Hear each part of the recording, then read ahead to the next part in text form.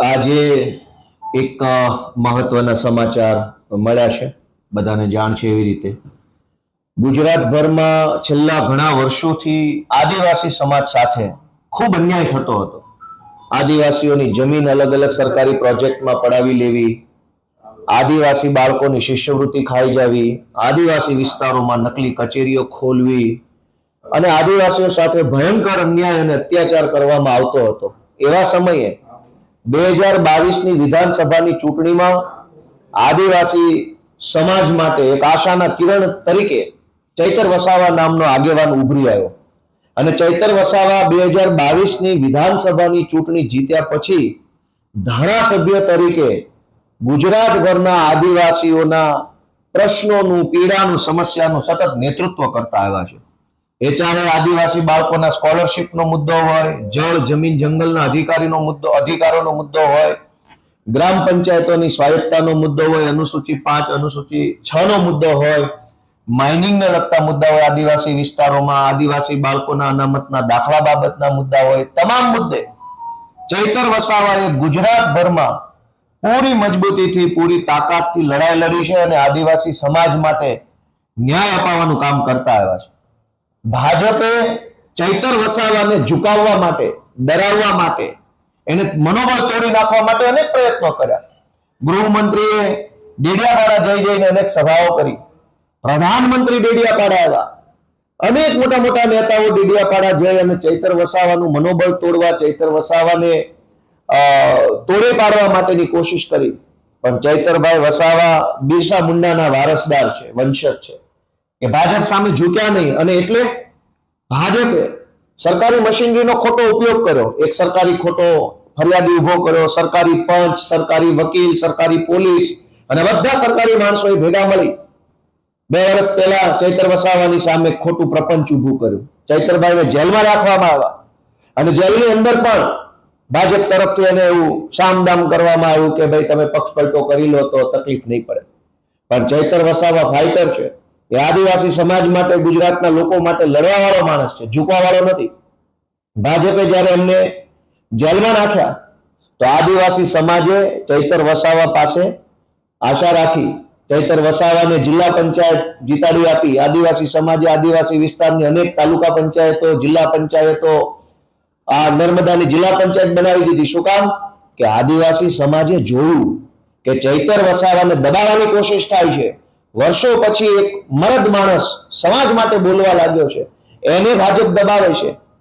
એ વાત આદિવાસી સમાજે જોઈ, જાણી અને ચૈતર વસાવાને ધારાસભ્ય હતા, સાથે સાથે જિલ્લા પંચાયત પણ આપી. ભાજપના પેટમાં તેલ રેડાયું અને અચાનક જ સજા થઈ ગઈ. સરકારી પંચ, સરકારી પોલીસ, સરકારી વકીલ, ફરિયાદી સરકારી, સાક્ષી સરકારી, બધું જ સરકારી. કેમ આવું? ગુજરાતમાં હજારો ભાજપના માણસોએ ન કરવાના તમામ ધંધાઓ કર્યા છે. એને તો પોલીસ સ્ટેશનના લોકઅપમાં 1 કલાક બેસાડવામાં નથી આવતા.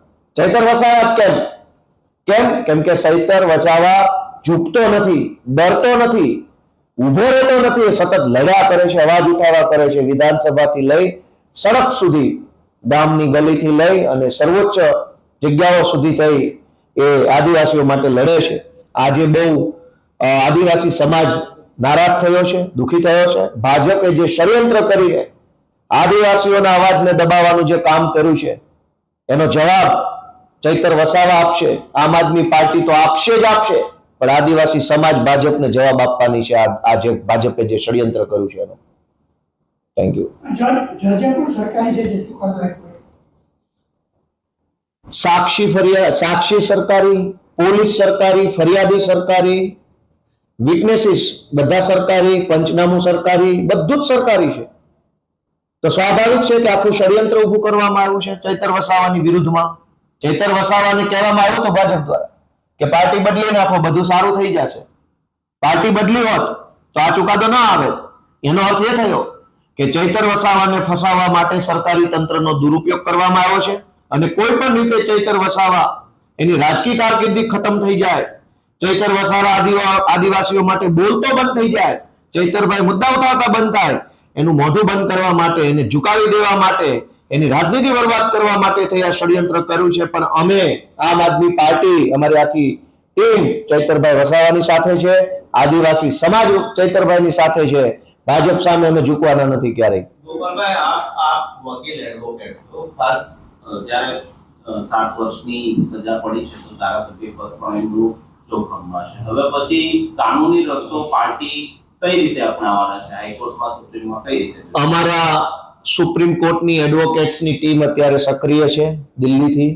અમારા ગુજરાત હાઈકોર્ટના એડવોકેટ્સ પુનિતભાઈ જુનેજા, ઓમભાઈ કોટવાલ, દિવ્યેશભાઈ સહિતની અમારી ટીમ, પ્રણવભાઈ, બધા એક્ટિવ છે. હું પોતે પણ આમાં એક્ટિવ છું.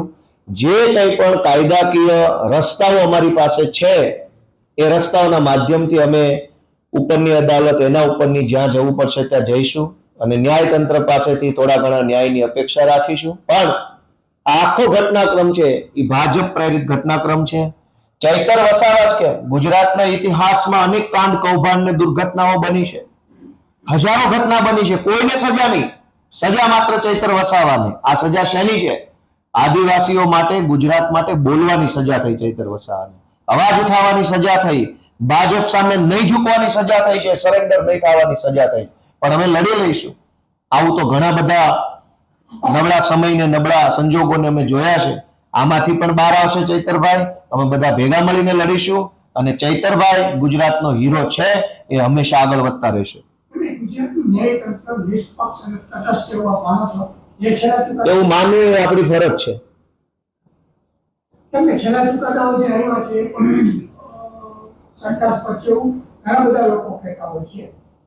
લોકો કહે છે તો એ વાતમાં કંઈક હશે જ.